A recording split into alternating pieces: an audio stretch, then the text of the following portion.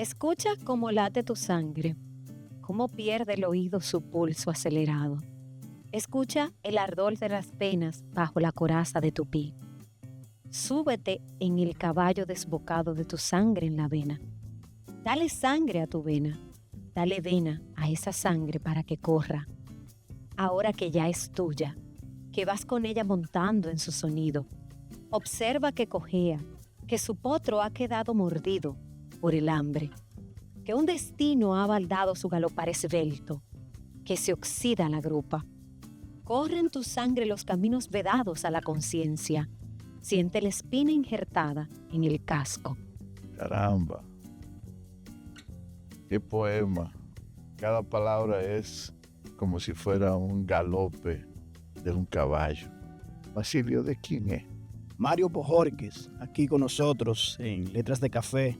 Qué honor, qué orgullo tenerte, Mario, por cuánta vez, creo que por cuarta o quinta vez aquí en Santo Domingo, en distintas ocasiones había estado impartiendo talleres de poesía para el Ministerio de Cultura y también para la Feria del Libro. Es decir, que ya esta es tu casa, ¿no? Ha venido muchas veces, tiene muchos amigos. Ya yo creo que tú tienes discípulos en la poesía. ¿Qué tal esta experiencia, Mario? Bueno, primero, muchas gracias por la lectura, por recibirme en su casa, siempre, además con gran amabilidad, como son los dominicanos, y por eso uno no se puede sentir fuera de casa, ¿no? Uno se siente siempre bien aquí, comiendo muchos tubérculos, yautía, ñame. El concón que me dijiste. Concón que ayer probé, la arepa, ¿qué? Arepa. Arepa. Sí. Arepa pan. Y todo el tiempo conociendo cosas nuevas y conversando, siempre alegremente conversando. No sé si habrá espacio para la nostalgia o para algún tipo de meditación desde la tristeza en esta isla.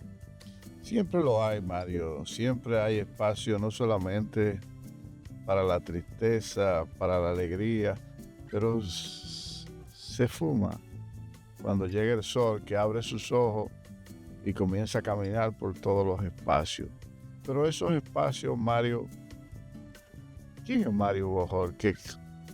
Mario Bojorquez, un hombre que tiene una biblioteca encerrada hace muchísimos años en un almacén de Sinaloa, guardando recuerdos que quizá a veces no recuerda, como diría yo, ese cabrón, a lo mejor no recuerda ni los libros que tiene ahí, porque no los regala, pero lo tiene en un almacén en Sinaloa, allá en el desierto. Y que lo tiene en la cabeza, a lo mejor. Eso no, lo tiene entre cajas, apenas tiene 3,000 o 4,000 libros y comparte un espacio con su señora. Ella no sé si es filósofa, entonces entre el libro y los espacios que él comparte en su casa, está la literatura. ¿Qué es la literatura para Mario? Este hombre que a veces la ve la poesía en chacabana, en camisa, pero a veces hasta con un corbatín. ¿Qué significa la poesía para Mario Bojorquez? Pues más bien, yo luego podría decirlo así, querido Marino. Es decir, que la poesía es lo que es la vida para mí y luego todo lo demás es lo demás, ¿no? Es decir, todos mis pensamientos están vinculados con ellos, las cosas de las que yo hablo son las cosas de la poesía, la forma en que comprendo al mundo siempre está atravesada por la tradición de lo poético, siempre está atravesada por la función, digamos, del lenguaje poético, y hasta me apena un poco porque si no fuera porque la gente como mi esposa que me soporta y me tolera, dirían que no, pues, señor, ¿no? Si no habla de eso, no le importa nada más, ¿no? Entonces siempre que hablamos, aunque sea de una cosa distante, pienso en hacer la fila para subir al avión o caminar por el malecón de Santo Domingo, siempre está de todas maneras el recuerdo de un poema que habla de un malecón, ¿no? O de cómo hay un poema de un poeta que se está subiendo al avión. Entonces todo el tiempo, y ya no puedo arreglarlo. Mi mujer, que efectivamente estudió filosofía en la UNAM, psicoterapia también, existencial ahora, ha estudiado todas las psicoterapias, pero ahora se ha enfocado en lo existencial, que es una terapia filosófica, es decir, desde Sartre, desde Heidegger, desde Kierkegaard, ¿no? Tratando el tema del ser. Ella cree que los hombres volverán a nacer porque es budista.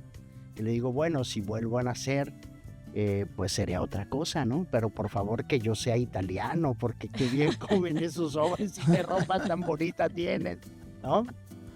Pero ese mundo poético que vive, yo en lo que he visto durante el tiempo que hablo contigo, veo la poesía en cada paso, en cada articulación que tú haces. ¿Cómo es tocado? ¿Qué magia te toca por primera vez? ¿Cuál es tu primer encuentro con la poesía? Sí, bueno, me toca nacer en una casa de lectores. Mi papá es un lector excelente, así que rápidamente él se da cuenta, yo sé que él se dio cuenta de eso, que yo tenía interés en la poesía y en los temas de la poesía, así que se aseguró de dejar un libro de poemas aquí, otro allá, algún día mencionar un poema, recordar un poema de memoria, y entonces yo sin darme cuenta iba construyendo ese sueño de mi papá. Así que creo, bueno, él murió justo cuando yo publicaba mi primer libro y nacía mi hijo, Mario Fernando, mi hijo varón, y luego nace mi hija Sofía, pero él todavía le toca conocer a Mario Fernando y tenerlo en los brazos y además tener mi libro dedicado con mi pluma estilográfica que me había comprado, ¿no? Y entonces él cumplió su sueño, digamos. Uy, soy la venganza de mi padre, ¿no? El que siempre quiso ser poeta, logró hacerlo conmigo. Y creo que no he contradicho ese sueño de mi padre. En ese camino tan interesante y tan productivo, tantos años, camino de la literatura y la poesía, yo sé que mucha gente o algunas personas lo saben, pero a nosotros nos gustaría que usted compartiera con el público de Letras de Café cómo nace Círculo de Poesía. O sea, ¿cómo acariciaron eso? ¿Cómo se dio ese sueño que se pensó durante un tiempo y que inicia con colaboraciones, según nos comentaba? Sí, por lo general he tenido la fortuna de tener excelentes amigos en todo el mundo. Es decir, bueno. no recuerdo yo un amigo que me avergüence, ¿no? Qué bueno. Eso es una cosa bonita porque quién sabe por qué razón yo he tenido esa hermosa, bella oportunidad de que la gente con la que platico es gente magnífica, ¿no? Entonces yo vengo aquí, estoy en esta mesa y estoy acompañado con ustedes. Entonces yo nunca me siento raro a ese respecto, ¿no? Y quién sabe que Dios a lo mejor no es sino un Dios griego que no conozco, ¿no? Que me ha dado el don de encontrar amigos excelentes por todos lados. Así lo mismo sucedió en el caso de la poesía. Conocí a unos muchachos que eran muy jóvenes entonces, ¿no? Yo era mayor que ellos. Yo era profesor de retórica en una fundación que es la única fundación literaria que hay en México, que se llama la Fundación para las Letras Mexicanas. Es un lugar excelente que dirige el poeta Eduardo Langagne. Y era profesor yo ahí de retórica. Sí. Y los becarios eran muchachos muy jóvenes, estaban iniciando su carrera y con los cuales yo fui conversando muy bien de poesía, de literatura, en este mismo delirio que estoy contándoles, que siempre es hablar de la poesía, ¿no? Y empezamos a construir y imaginar ideas. Hicimos un encuentro en el año 2006, donde el más joven o de los más jóvenes era José Mármol, de los invitados. ¿Sí? En el 2006, eso quiere decir hace casi 20 años. Imaginen a José Mármol 20 años atrás, ¿no? Raúl Zurita era otro de los jovencitos ahí, ¿no? Porque los mayores eran, pues, Ernesto Cardenal, Juan Gelman, Ledo Ivo, gente que habían nacido desde los años 20. Y que ya 30. murieron, ¿no? Ya murieron hace mucho, además. Del 18 estaba Licho Macero, nuestro poeta mexicano. Uh-huh. Así que nosotros éramos unos muchachitos junto a estos grandes hombres. Y dijimos, necesitamos una revista para poder publicar todo el tiempo sin tener que pedirle permiso a nadie. Claro.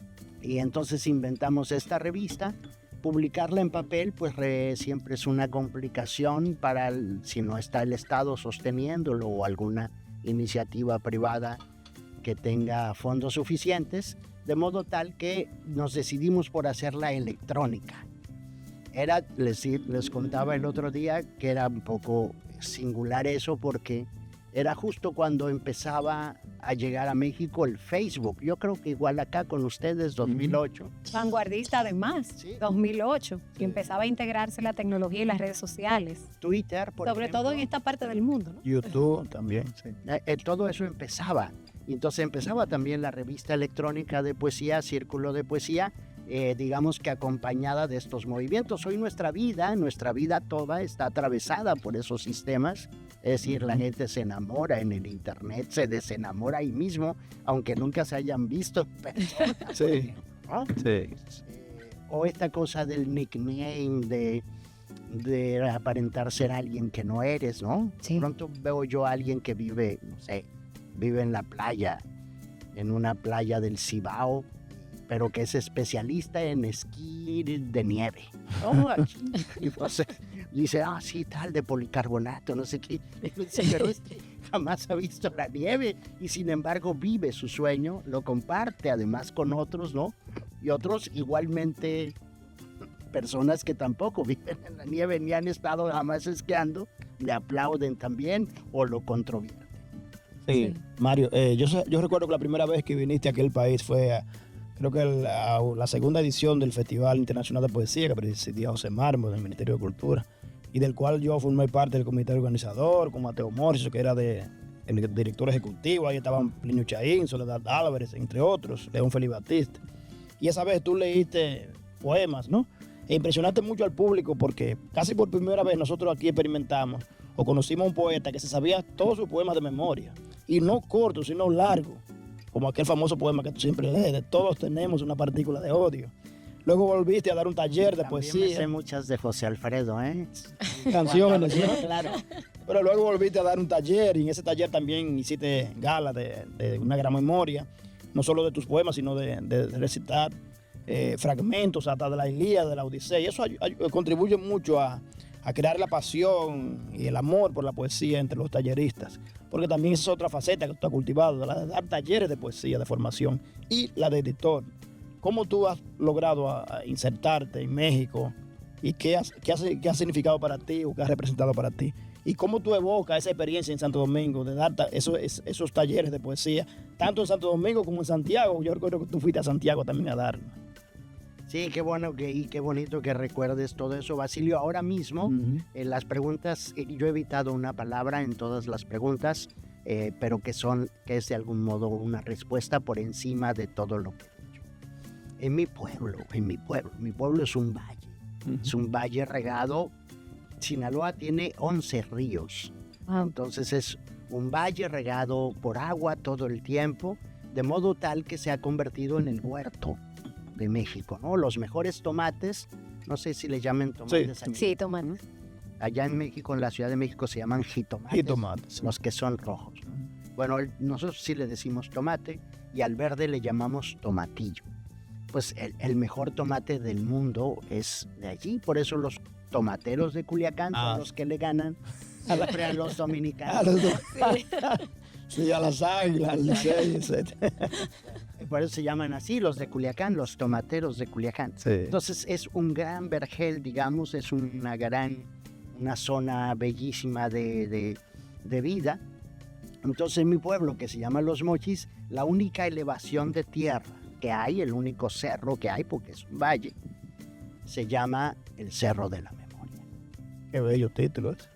Bueno, Metáfora. Sí. No es el título, es el nombre del lugar. Yo sé, Claro, sí. yo luego lo tengo de Claro. título, y está la cosa de la memoria, ¿no? Entonces yo de niño me preguntaba si este es el Cerro de la Silla, el que está en Monterrey, o el Cerro de la Campana, que está en Hermosillo, ¿en qué se parece mi cerro a la memoria?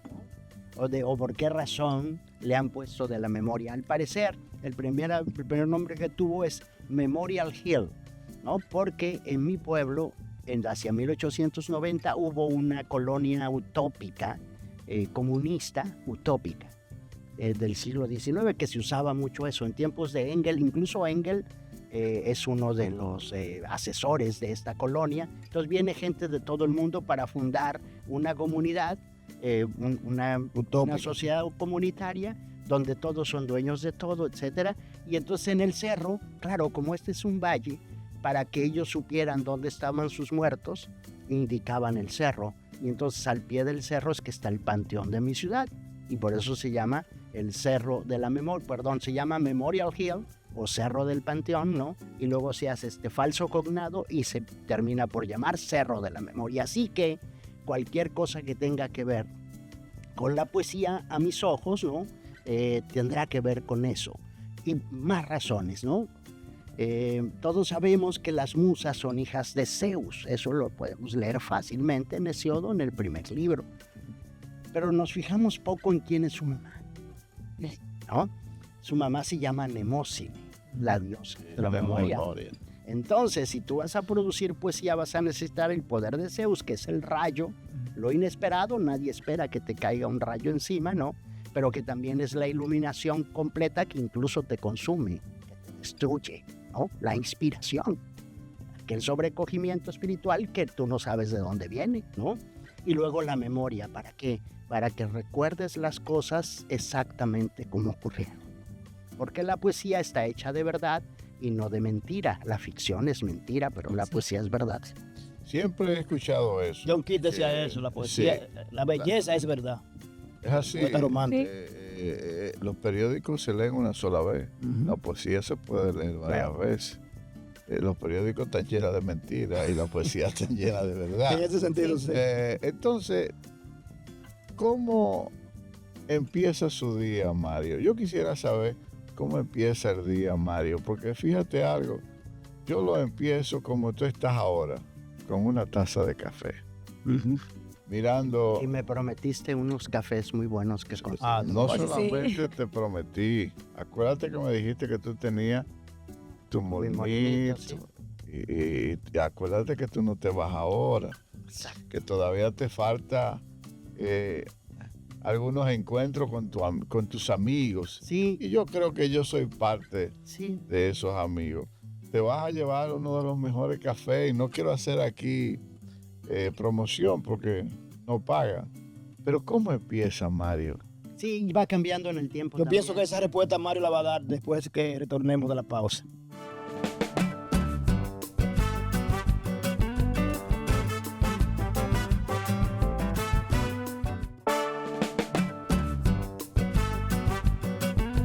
Ok, regresamos aquí de nuevo con Mario Bojorquez. Y ahorita quedamos antes de la pausa en la pregunta que te hacía Marino. ¿Cómo empieza el día para ti o cómo empieza el día para un poeta, en tu caso? Que vive, yo creo, un estado poético, porque si hay un poeta que vive un estado poético permanente eres tú, ¿no? Contrario a muchos de nosotros que a veces alternamos la poesía con el ensayo o con la docencia o con la política o con otras actividades, pero tú vives en un constante diálogo con la poesía y con la traducción, que es lo mismo, ¿no? En gran medida. Y qué miedo me da mientras lo vas contando así, querido Basilio. Y también ha cambiado, Marino, en el tiempo, el modo en que empieza el día, ¿no? Antes, por ejemplo, que yo era joven, era muy nocturno. Entonces yo podía cruzar toda la noche leyendo porque, claro, pues cuando hay más silencio y las personas no te piden nada, nadie se mete contigo, tú puedes estar toda la noche mientras los demás duermen trabajando, ¿no? Y entonces me funcionaba muy bien. Y luego he cambiado eso, ahora me despierto muy temprano, a diferencia de entonces, ¿no? Y entonces empieza casi siempre leyendo y caminando, ¿no? Camino alrededor de mi escritorio por 10 kilómetros diariamente, ¿no? Cuando puedo ir a la calle, vivo en un hermoso barrio que se llama Coyoacán, donde hay más árboles que personas, así que caminar allí es una experiencia realmente hermosa, ¿no? Pero si está lloviendo o algo, que la Ciudad de México luego tiene una temporada de lluvias más o menos larga, yo no podía caminar ya, ¿y qué iba a hacer? Y entonces aprendí un método en el cual alrededor de mi escritorio voy caminando, y si tengo trabajo, por ejemplo, de edición, con el iPad voy armando una edición, ¿no? de desde el iPad, y como es mi cuarto, yo ya sé. Pero yo creo que esa es una experiencia de tu maestro Fernando Pessoa, que escribía de pie, ¿no? Ah, fíjate, sí, Así claro, dice que escribió, en ¿no? una gaveta, claro, en una... La Oda Marítima o la Oda Triunfal la escribió una Todo noche. Alberto Caeiro Sí, escribió allí, sí. todo el guardador de rebaño. Sí, y era de pie que escribía. Sí, en una, está todavía Sí. la gavetera esta, ¿cómo se llama? Sí. Gaveta. Una, Cajonera, Como una cajonera. una cajonera. de más o menos alta, es decir, que le quedaba bien para la escritura. Y ahí escribe todo Cairo. Una de las cosas que me impresionó mucho a mí cuando fui a la casa de Pessoa era la pequeña cama que tenía. Era muy pequeñita la cama. Y decía, pero Coelho da Rocha. es, Así era la cama de todas las personas antes. chico. es una cama muy pequeña, pero Luego pensamos que toda la casa es de él, ¿no? Él solo vivía en un en departamento de esa casa con su hermana y su cuñado. veo que tú, en ese escritorio que dice que camina, no solamente camina, sino que te enreda.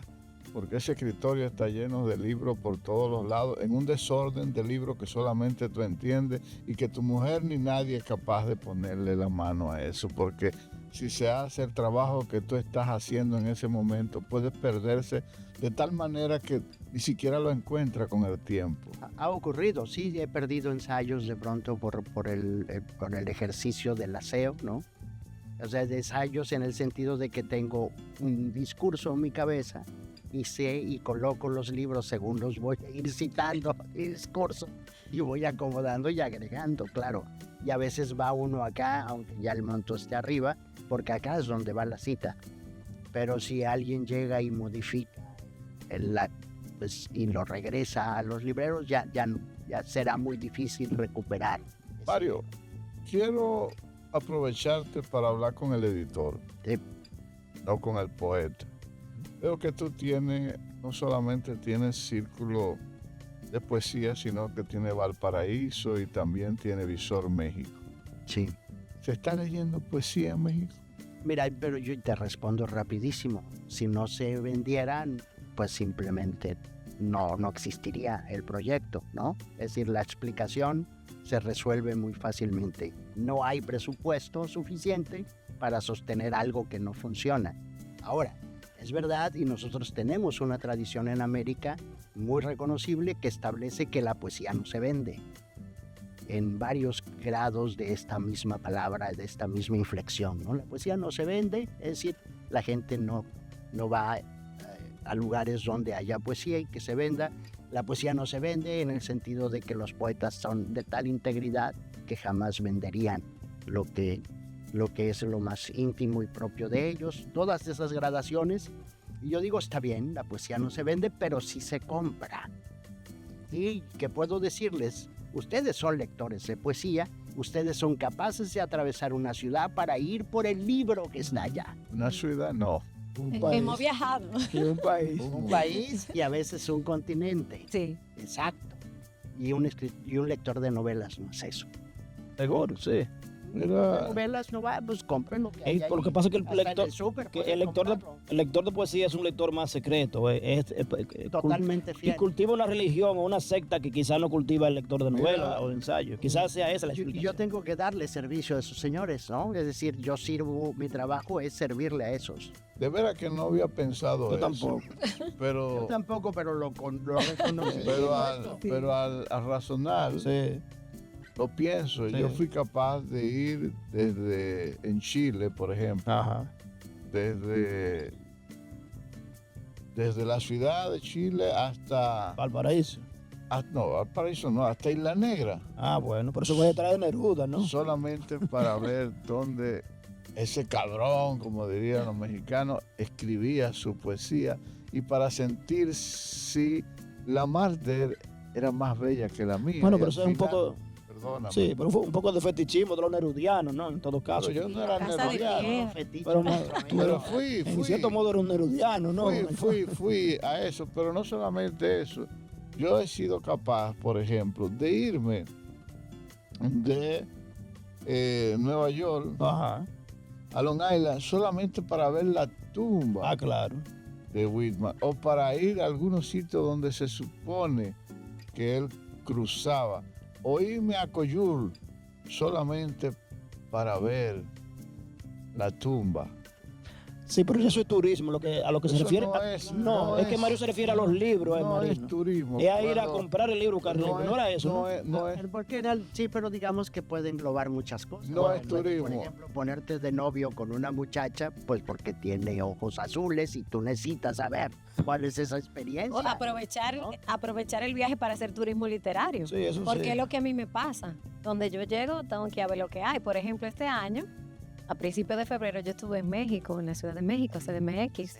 Y nosotros llegamos, tú sabes cómo llega ese vuelo. Y lo primero que yo hice al otro día, dejé a todo el mundo donde iba y dije, voy para el punto de cultura económica que tengo Y no que- es que ustedes están pensando mucho como poeta, porque también los lectores de novelas y ensayos se sentirían celosos. No hacen lo mismo también. A mí no me O importa los que lectores de sean filosofía. Pero fíjate, Los filósofos no hacen eso. Yendo a la tumba de los filósofos. yo creo que en el no. mismo sentido. No, yo creo que no, Yo pero creo- igual puede ser que sí. Puede Yo ser. creo que no. Yo creo que el lector de poesía es capaz de convertirse en un rayo para traspasar un espacio y encontrar debajo de una piedra una metáfora. Fíjate, yo como lector de poesía puedo ir a la casa de Charles Dickens en Londres. Ajá. Sí. Pero porque yo soy lector de poesía, por eso puedo. Y Dickens nunca escribió poesía. Exacto, por eso. No. Pero él era lector. de Sí, poesía. claro. Sí. El lector además actuaba. Es que siempre los Él narradores, se ganaba dinero haciendo recital. los grandes novelistas siempre han sido grandes lectores de poesía. Y empezaron como Yo como te- poetas. Pero yo por ser lector de poesía es que iría a buscar la casa de Charles Dickens, ¿no? Yo te prometo que vamos a indagar sobre eso, Sí. para escribir sobre eso, Es un porque es buen un tema interesante Muy crónica, interesante. sí. y muy Yo de la bonito. cosa más rara que he hecho, pienso por ejemplo que me tocó ir, no era rara cuando yo lo hacía, se hizo rara después, ¿no? A un lugar que se llama Wuhan, en China. Sí, yo Sabemos por sí. qué, ¿no? Ah, bueno. Se hizo famosa. Donde Y entonces estábamos donde en empezó la Beijing pandemia, ¿no? y tomamos el tren ese que va a 300 kilómetros por hora. y en unas cuantas horas estábamos lejísimos de Beijing.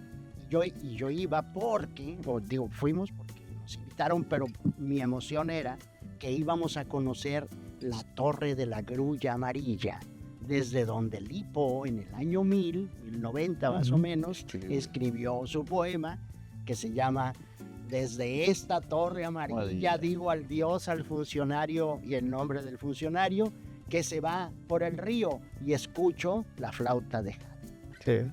Yo quería ir a ver si lograba La escuchar, proyección. ¿no? La Eso se parece al flauta verso de Pessoa que dice, desde lo alto de esta ventana digo adiós a estos versos que van hacia los hombres. ¿Se parece? ¿Eh?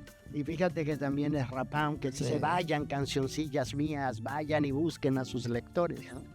Yo creo que la poesía tiene muchísima coincidencia, porque al final yo siempre digo que un poeta es un juntador de palabras para crear un mundo similar o diferente, pero lo hay. Ahora bien, ¿cuáles son los autores que más han influido en la vida poética adulta, Adulto. no juvenil, sino en la vida poética adulta? Y porque no Y puede, Mario Bojorquez. puede hacer las dos Sí, las dos listas. pero siempre tengo que decir que aún de adulto me sigue impactando el poeta de la infancia que fue Federico García Pues Lorca, sí. ¿no? Gracias a mi papá. Ah, Entonces yo tengo en mi cabeza, por ejemplo, un poema que luego la gente nunca acude a él, pero viene en el romancero. A lo mejor si lo digo ustedes lo recuerdan. Verde que te quiero verde. Eso es lo fácil, recordar ese, ¿no? Claro. Cualquiera, ¿no? Romance sonámbulo. Pero mira este que es bien raro. Creo que ni título tiene. O se llama el romance de la Guardia Civil. En el romancero gitano está eso. Cero, sí, junto a todos esos que Sí. recordamos siempre. Entonces este dice, 24 bofetadas, 25 bofetadas, después a la noche mi madre me pondrá en papel de plata. Guardia Civil caminera, dadme unos sorbos de agua, agua con peces y barcos, agua, agua, agua. Oh mandor de los civiles que estás arriba en tu sala, ¿no habrá pañuelos de seda para limpiarme la cara? Bellísimo. Qué bonito está preso aquí, Juanito. Y está pidiendo por favor pañuelitos de seda porque Ese es una de tus marcas, ¿no? Pero Marino quiere saber más o menos cuál sería el registro de tu sensibilidad, la tribu de tu sensibilidad poética. Y ahora mismo yo tengo que leer por mi trabajo de editor a muchos poetas Sí. de muchas zonas del mundo. Nosotros publicamos gente de los 5 continentes, poetas africanos, asiáticos, americanos, europeos, todo el tiempo, ¿no? Está haciendo otro sexto continente cuando lo unifica todo Bueno, pues en mira. el papel. Y entonces tengo yo que leer poesía contemporánea, además, contemporánea y de otras lenguas. Ujú. Ahora mismo te he mostrado la antología que se llama Versópolis, que traemos, ¿no? Con 82 poetas europeos, 36 lenguas. Además, todos la gente que participa en Círculo somos traductores, además de poetas. Cada uno traduce por lo menos 3, 4 lenguas, ¿no? Y seguimos aprendiendo más lenguas, con el propósito de hacer un mejor trabajo de poesía en la traducción. Entonces, ya de por sí tengo que leer eso, ¿no? Y luego, soy traductor de Fernando Pessoa para el Instituto Camões desde hace algunos años, ¿no? Que es el Instituto de Cultura y Lengua Portuguesa, ¿no? Soy becario de ellos y entonces todo el tiempo estoy traduciendo en Pessoa, no solo a Fernando, sino a los más de 100 autores que escriben, Los heterónimos. que no son 4 como sabíamos. No. Ahora sabemos que eran Varios. muchos, Entonces, Muchos. que son 100 al menos, ¿no? Más de 100, un Más, poco más de 100. Sí. Como 130 y tantos, 140.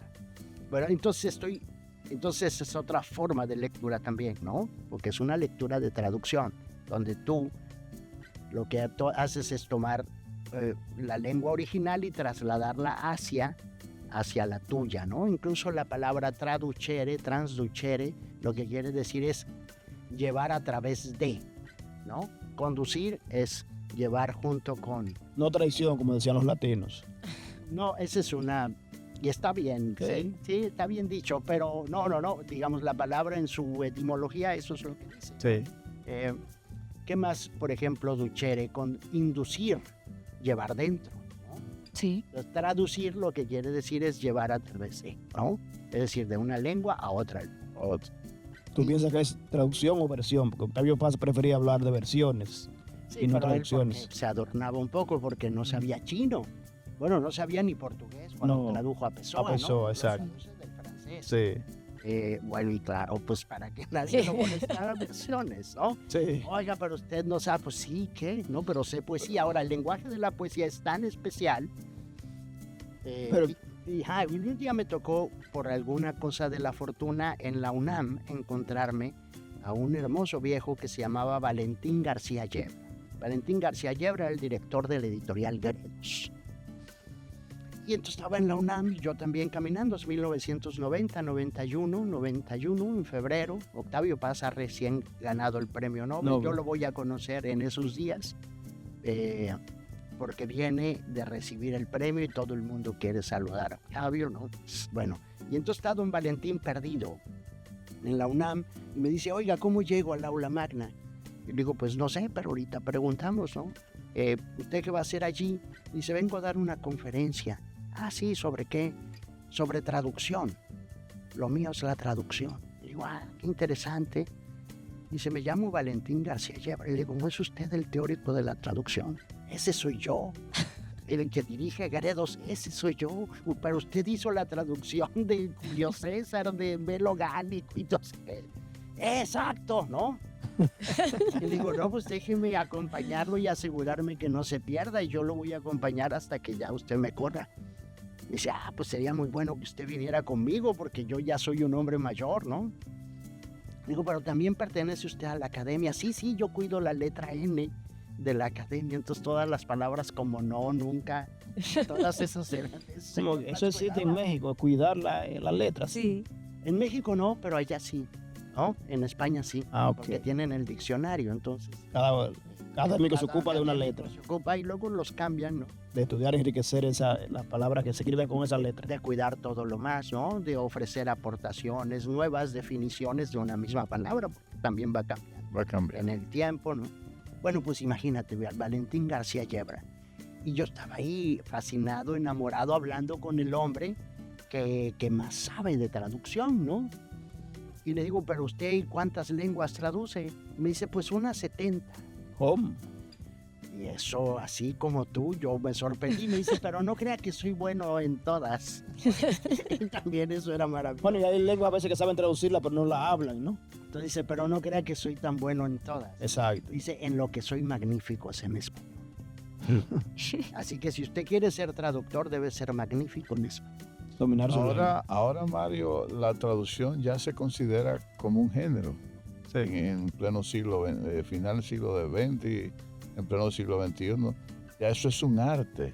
E inclusive yo he estado tentado a hacer un congreso de traductores en Punta Cana, porque hay unos traductores que hay en el área, en la zona, que sería bueno escuchar la experiencia de ellos, porque una de las cosas que adolece lo que vivimos en isla es que no somos traducidos a ningún idioma, y por eso somos tan desconocidos. Un libro que se publica aquí prácticamente es un libro inédito, porque no es capaz de... En cualquier parte del mundo es inédito, te tengo que traer esa noticia. Todos los poetas publican por primera vez cada vez. Yo creo que... Maravilloso. Vamos a hacer una pausa y regresamos. Ustedes no se muevan, continúen con Letras de Café.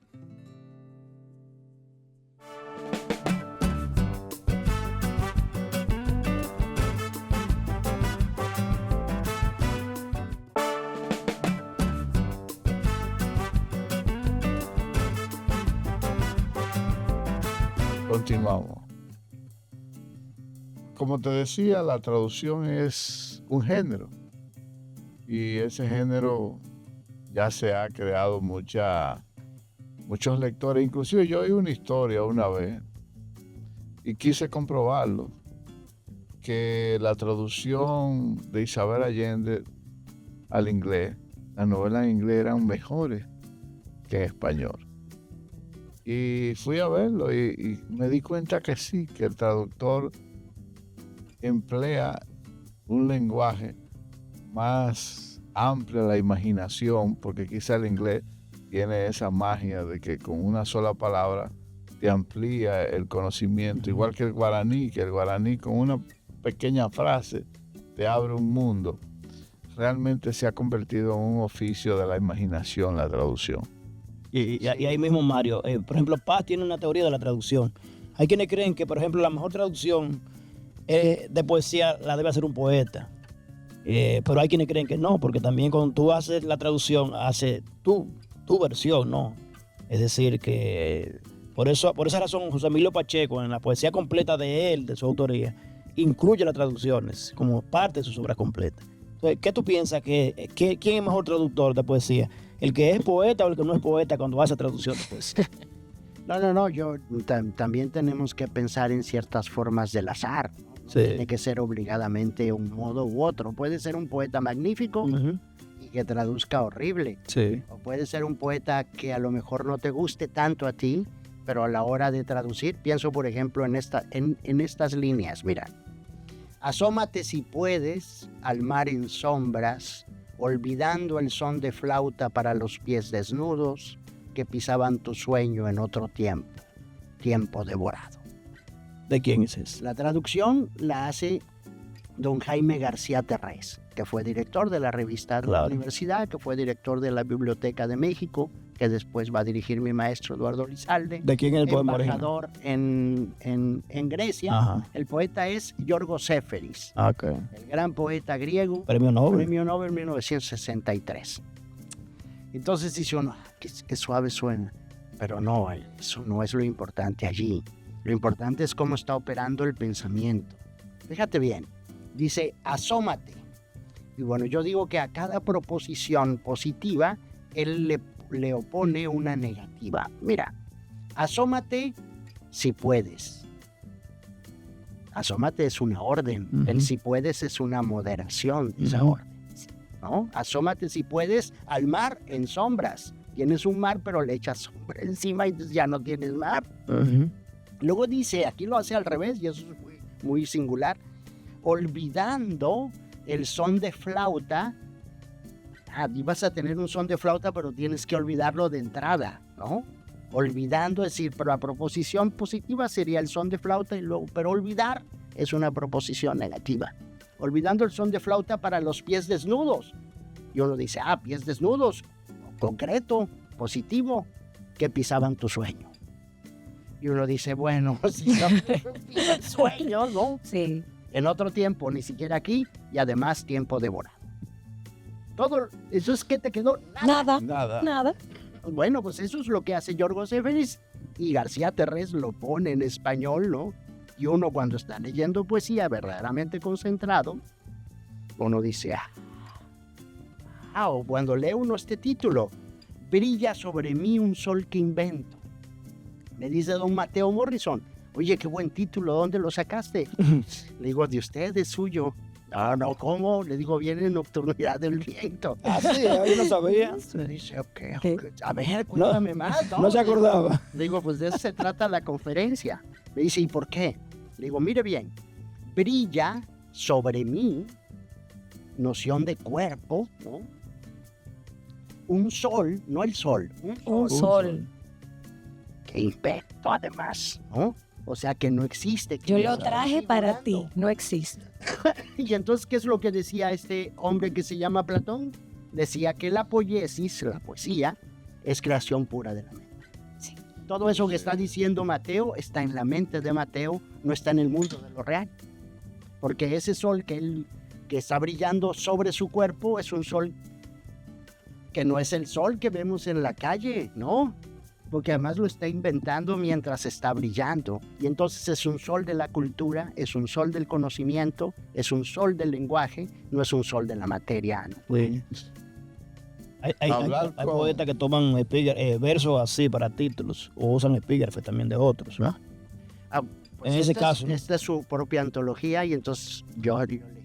Es la antología de Mateo. Sí. De Mateo, de Mateo. Quería que era tuya, ¿no? Sí, no, el propio Mateo dice, ay, espérate, ¿dónde sacaste? Le digo, pues, si No se acordaba, ¿no? No se acordaba. No, porque uno no se acuerda de lo que anda diciendo. ¿Sabes que hay un recurso que usó una vez un poeta, Víctor Villegas, que si tú lees eso, yo no sé si tú sabías ese truco, Mario. Si tú lees el índice de un libro, Haces un poema. es un poema. ¿Tú sabes? Ese índice se puede leer como un poema. Yo tengo Es un ejercicio interesante, ¿no? un ejercicio interesante que yo hago es Sí. leer el poema de abajo hacia arriba. Mira, otro Sí, a mí ejercicio. también. Yo hago otro Si me suena bien, entonces ahí ya lo dejo. Pero un poema tuyo o de otro. Se llama el Zipper Sonnet, ¿no? El soneto zipper, como el zipper, la cremallera. Ajá. Le llaman zipper o zipper. Sí, sí. Y entonces porque se lee de arriba abajo y de abajo arriba. Arriba. Incluso el poema habla de eso, ¿no? Este poema que tú lees de arriba abajo y de abajo arriba y te vas llevando y luego lo lees arriba. Pero tú lo haces con tus poemas o con los poemas de los otros. Con los míos. Nada A más. propósito de la traducción, claro, cuando uno lee un libro maravilloso como el de Marguerite Yourcenar, Acabo de darte un truco mío. Otro truco. Nunca te lo había dicho. cuando uno lee el libro de Marguerite Yourcenar, de Marco Aurelio, ¿cómo se llama? El Animula Vagula Blandum. Memoria de Adrián. Memorias de Adriano. ¿Quién es el traductor? Cortázar. Cortázar. Claro, nosotros no estamos leyendo Claro. a esa mujer maravillosa, No. que lo que estamos leyendo A es Julio maravilloso. Cortázar. San Julio Cortázar. ¿no? Cuando estamos leyendo, ahora me compré en el Lo de stand, Poe. Lo de Poe. Maravilla. Los dos tomazos esos. Yo me porque lo fue la llevé, traducción de Cortázar. Ahí Claro. lo tengo O sea que ahí lo tengo en mi lectura de Ahí- Navidad y estaban baratos. hay ediciones que valen por el traductor. Y a veces por el... Fueron baratos, baratísimos. Sí. Costaban lo mismo que un libro tuyo. Y hay traducciones, Sí, Mario. porque el tuyo tiene menos de 100 páginas. Sí. Así es. Hay traducciones ¿Te acuerdas? que valen por el traductor. Y a veces hay libros que valen por el prologuista, ¿no? Sí, y a veces Sí. valen. Porque Sí. valen. Por la Mira, edición. Pero qué Mira. bonito que luego tú piensas esas cosas. mira, por ejemplo, yo estuve durante. No lo había pensado. Mira, No, mira, yo pienso de pronto en Borges, que es especialista Eso, en prólogo. El prólogo, el arte de Sí, prologar. pero eso tiene El arte prologando. Pero incluso tiene prólogo de prólogo. Prólogo de ¿te acuerdas? prólogo. Pero mira, Mario, yo estuve en Buenos Aires buscando por todos los lados y por todas las librerías viejas una traducción de Whitman, de Borges. De Borges, yo la tengo, claro. Y tuve que conformarme con una fotocopia porque no lo encontré. Tanto a mí mismo, sí. No lo encontré. Sin embargo, él lo buscaba porque esas son de las cosas que uno, como tú dices, se va hasta el fin del mundo. Fíjate que en estos días discutíamos sobre el título de Metamorfosis. La metamorfosis de Kafka. Que aparece. La transformación ahora lo traduce. Ahora lo traduce la transformación, no lo traduce. No, nosotros, la generación, no se dicen que lo correcto es la transformación. En Borges están las palmeras salvajes de Faulkner. Que hay quienes dicen que esa novela la escribió Borges. Porque leer la traducción de Borges no es lo mismo que leer cualquier otra, ¿no? Aunque Faulkner es todavía Faulkner. Bueno, yo no sé si es porque yo me identifico tanto por ser de un país, de una zona del sur. Sí. Y para mí Faulkner, bueno, era un sureño. Faulkner no solamente era un sureño a rajatabla, sino que describía, o le describe, porque cuando uno lo lee, le da vida. Describe el sur tal y como yo lo siento. No, vivía como un campesino, montaba caballos, usaba caballos. Y se cayó de un caballo y de eso murió, de la caída de un caballo. Y muchas de esas vivencias están en El ruido y la furia. Sí. ¿Qué te parece a Mario como mexicano? No sé si has comenzado a ver la serie de Pedro Páramo. Bueno, yo quería decirles justo de eso, que La Tierra Baldía, que es una lectura obligada del poeta narrador Juan Rulfo. Él le encantaba leer La Tierra Baldía, La Tierra Baldía de Eliot, pero que se había publicado en una traducción donde se llamaba El Páramo. Y de allí es que toma la palabra para ponerle el apellido a Pedro. Pedro Páramo. Pedro Páramo viene de una traducción de La Tierra Baldía, porque La Tierra Baldía es un páramo. Y él lo tradujo. Sí. Él mismo lo traduce, Sí. eso no lo sé, ¿no? Pero yo sé que la palabra la tomó de una traducción que había. La tierra yerma la traducen otros. Creo que Pacheco la traduce. La tierra baldía Pacheco fue quien la tradujo. Los 4 cuartetos, sobre todo los Baldía, sí. Pero con el nombre Baldía, según yo recuerdo. Sí. ¿No? Tengo un buen trabajo sobre eso. Yo creo que Se nos fue el tiempo, ¿verdad? fue el tiempo, señores. Hablar con Mario es hablar no solamente del mundo de la poesía, es hablar de lo que significa la creación, la traducción, el libro, hablar sobre su tierra, por lo que nos sentimos muy orgullosos de tener nuestro primer invitado internacional. Sí. Nuestro primer invitado internacional ha sido nuestro amigo Mario Bojorquez. Qué complacido me siento. Yo soy Marino Berigüete de Letra Café. Yo, Basilio Beliar, ha sido un placer tenerte aquí, Mario, con nosotros y de nuevo en Santo Domingo. Para nosotros es un honor, un orgullo y una alegría tenerte durante una semana, que es lo que dura la Feria Internacional del Libro. Y yo, Elisa Mabel Collado, y por supuesto, encantadísima y, como decía Marino, muy orgullosa. Esperamos que nos volvamos a encontrar en Letras de Café, en esas de tantas visitas que usted tiene a nuestro país. Sí, bueno, pues yo muy agradecido con la invitación y bueno, como verán, como lo notaron, casi ni notamos el tiempo. Muy interesante la conversación. Muchas gracias. A ustedes, gracias por la sintonía. Nos vemos la próxima semana.